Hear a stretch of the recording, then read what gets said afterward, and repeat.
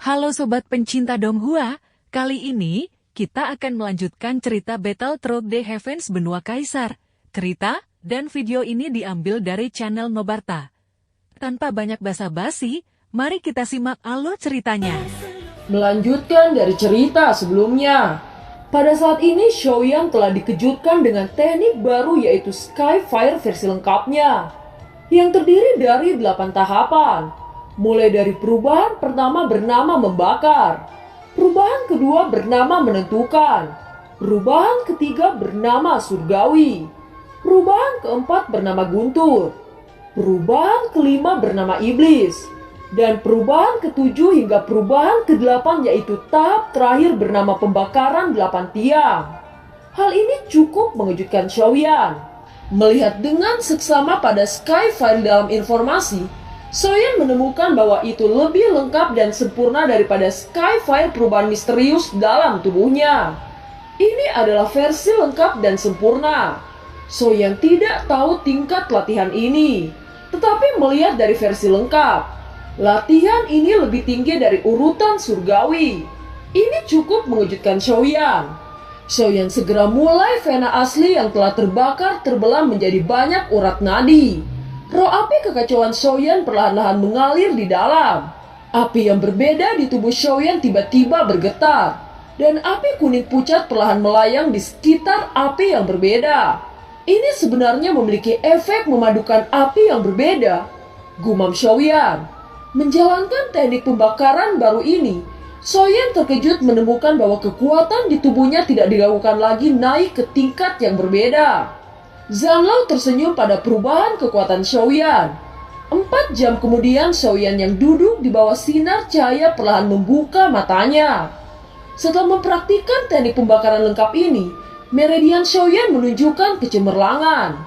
Wajah Xiaoyan mengungkapkan kilau seperti batu giok yang hangat.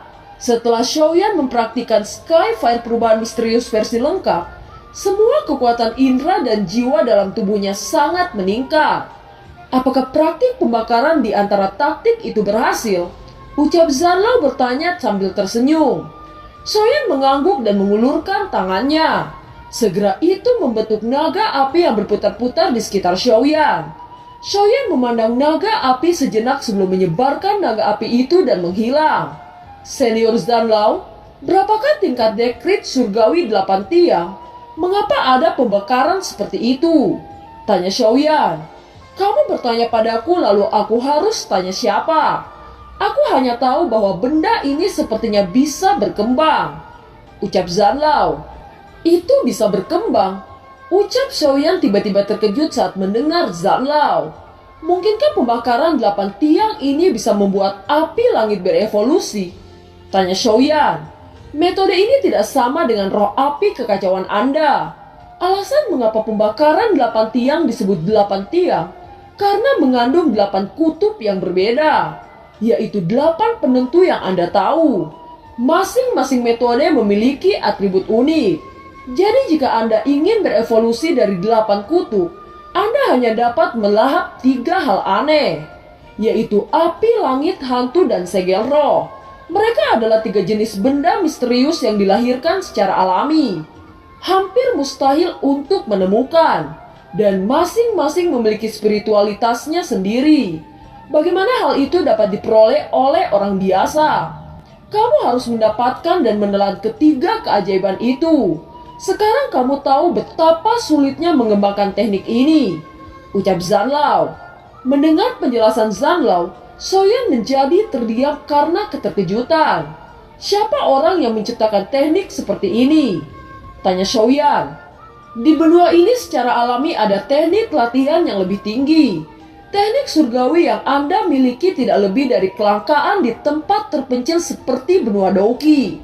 Namun jika ditempatkan di seluruh benua Kaisar, itu tidak lebih seperti sampah. Di benua Kaisar terdapat 4 teknik. Urutan pertama surgawi yang Anda miliki. Urutan kedua teknik suci. Urutan ketiga kelas domain. Dan yang terakhir urutan kelas batas. Itu adalah tingkat latihan yang benar-benar diperlukan oleh Tuan di benua ini, ucap Zanlao. Kelas suci, kelas domain, kelas batas.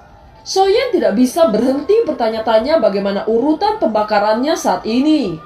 Apakah pembakaran saya sekarang adalah urutan kelas suci? Tanya Soyen. Soyen berpikir bahwa metode pembakarannya sekarang lengkap dan sempurna. Itu harus lebih dari urutan kelas surgawi ke urutan kelas suci. Kelas suci? Apakah menurut Anda kelas suci seperti ini? Itu masih jauh. Dan pembakaran Anda sekarang sedikit lebih tinggi daripada kelas biasa. Dan itu masih jauh dari kelas suci. Ucap Zanlao.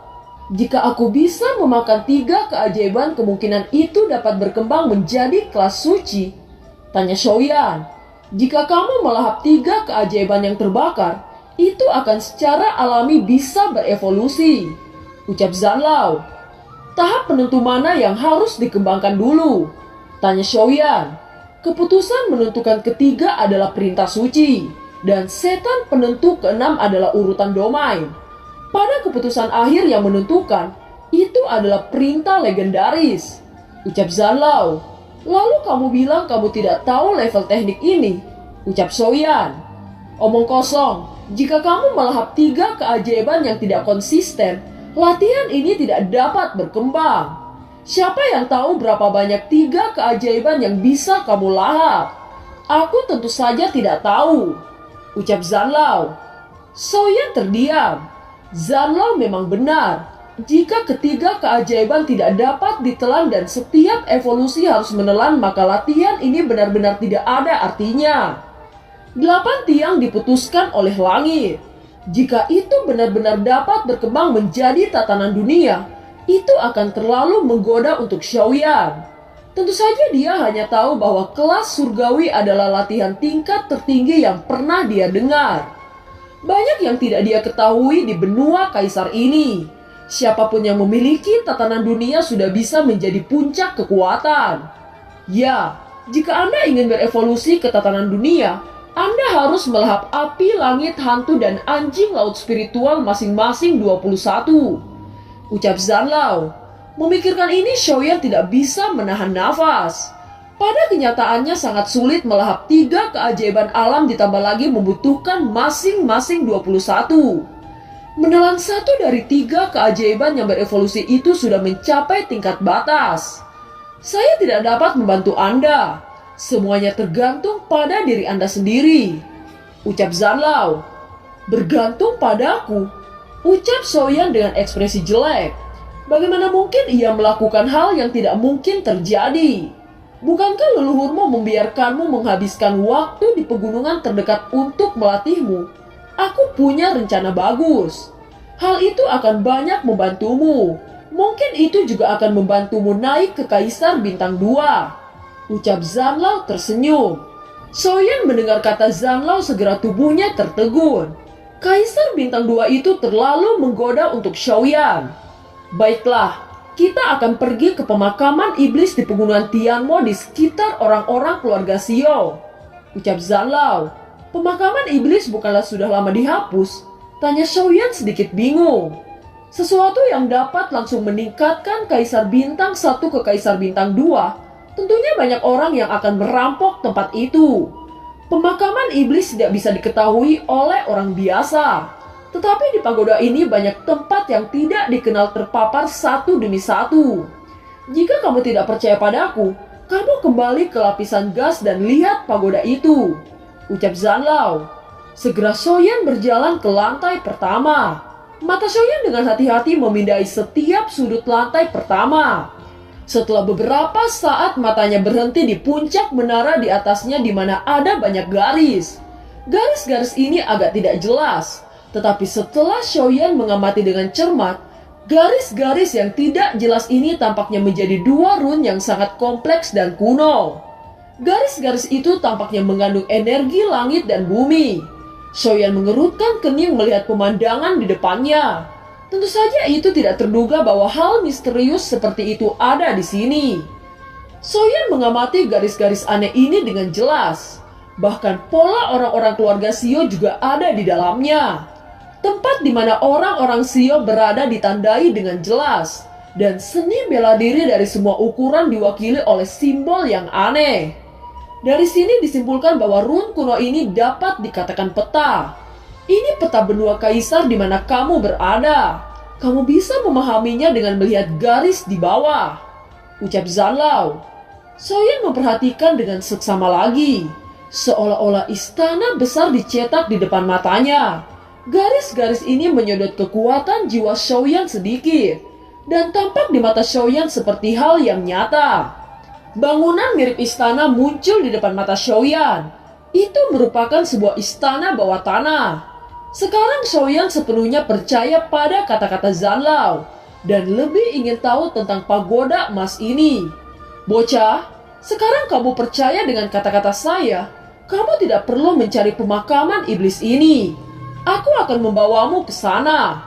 Yang perlu kamu lakukan menyiapkan pembakaran lengkap sesegera mungkin dan pergi ke Gunung Tianmo, ucap Zanlao. Xiaoyan mengangguk. Pembakaran lengkap membutuhkan banyak waktu untuk menyiapkannya. Kemudian dia perlahan-lahan berjalan menuju pusat kilang gas. Xiaoyan duduk tidak jauh dari naga petir emas sebelum menutupkan matanya. Kemudian Xiaoyan menyerap pil yang disempurnakan oleh leluhur Xiaolong. Aku tidak tahu apakah aku bisa mencapai Kaisar Bintang 1 tahap puncak, gumam Xiaoyan. Jika dia bisa mencapai Kaisar Bintang 1 puncak, maka kekuatannya tidak dilakukan lagi telah mengalami kemajuan besar. Segera dia memfokuskan retretnya. Permukaan tubuh Xiaoyan secara bertahap ditutupi dengan lapisan tipis cahaya merah. Zanlao tersenyum melihat Xiaoyan. Scene berganti. Di aula klan Xiao, seorang penatua menatap dengan dingin saat dia berkata, "Tidak, menurut aturan klan, pendatang baru harus menunggu selama 3 tahun sebelum mereka dapat menjadi anggota," ucap penatua itu. Xiaoli dan Xiaolong yang sedang duduk mengerutkan kening mendengar perkataan ini. Orang jenius seperti Xiaoyan memang harus diberikan perawatan khusus. Akan tetapi aturan klan adalah aturan klan, dan tidak ada yang dapat membuat pengecualian, ucap penatua itu. Wajah Xiaolong sangat jelek dan telapak tangannya membanting meja. Emosi Xiaolong sangat memuncak dan beberapa penatua sengaja menghalanginya. Jika jenius seperti Xiaoyan tidak sesegera mungkin mendapatkan keanggotaan klan dan harus menunggu selama 3 tahun untuk mematuhi aturan klan, bukankah sangat membuang-buang waktu? Ucap marah Xiaolong. Xiaolong takut Xiaoyan akan ditarik pasukan lain. Tidak ada yang menetapkan bahwa keluarga Xiao tidak bisa bergabung dengan pasukan lain. Melihat kemarahan Xiaolong yang berapi-api, tidak ada satupun yang berani membantahnya. Posisi Xiaolong dalam orang-orang keluarga Xiao adalah yang kedua setelah Xiaoli. Ketika para tetua kebangsaan Xiao takut untuk berbicara, tiba-tiba seorang penatua yang duduk di sudut berkata, "Xiaoyan memang seorang jenius yang dapat dilihat oleh semua orang. Anda juga dapat memasukkannya ke klan, tetapi Anda harus mengujinya terlebih dahulu," ucap penatua itu. Wajah Xiaolong sedikit mereda. Xiaoli juga tahu bahwa ini mungkin satu-satunya solusi. Dia menoleh dan bertanya kepada Xiaolong, "Bagaimana menurutmu?" tanya Xiaoli. "Seberapa besar perbedaan antara tingkat pertengahan dan akhir? Jika Anda menginginkan seorang Kaisar Bintang 1 untuk melawan Kaisar Bintang 1 di pertengahan, apakah itu adil untuknya?" ucap Xiaolong. "Bukankah masih ada waktu 1 tahun? Kamu lihat, sudah berapa lama Xiaoyan berada di sini, dan hanya 1 latihan yang membuatnya menjadi Kaisar Bintang 1 tingkat tengah, bukan? Karena dia jenius, kita harus percaya padanya. Bukankah kamu suka bertaruh? Mengapa kita tidak bertaruh lagi kali ini?" ucap Xiaoli. Mata Xiaolong berkedip ketika dia mendengar kata-kata taruhan. Semua orang menggelengkan kepalanya tanpa daya. Xiaolong akan selalu seperti ini kecanduan judi. "Taruhannya apa?" tanya Xiaolong. "Mari bertaruh. Apakah Xiaoyan bisa melawan dan menang? Bagaimana?" tanya Xiaoli. "Aku juga ingin bertaruh pada Xiaoyan untuk menang. Tetapi dia hanya di Kaisar Bintang 1 menengah sekarang. Dan jika dia melawan tahap akhir, apakah itu mungkin? Bukankah kau mengerti kesenjangan dalam level?" ucap Xiaolong. "Kalau begitu kamu bertaruh Xiaoyan kalah," ucap Xiaoli tersenyum. Para penatua memandang Xiaolong dan Xiaoli di depan mereka dan menggelengkan kepala mereka. Xiaolong menengus dingin, melambaikan tangannya dan melangkah pergi. Setelah para penatua pergi, sebuah ruangan ada seorang penatua dari keluarga Xiao duduk di antara mereka.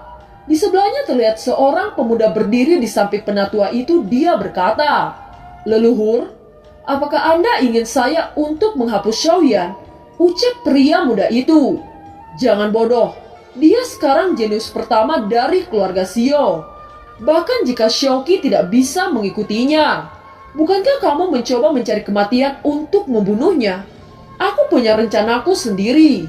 Jika dia ingin bergabung dengan klan, maka dia harus bertarung dengan anggota klan yang berpangkat lebih tinggi. Hanya ini peluang bagus. Jika dia ingin pertarungan, maka kamu yang akan melawannya," ucap penatua itu. Pria muda itu mengangguk dengan senyuman jahat. Dan film pun berakhir. Terima kasih telah menyimak dari awal sampai akhir ya. Sampai jumpa.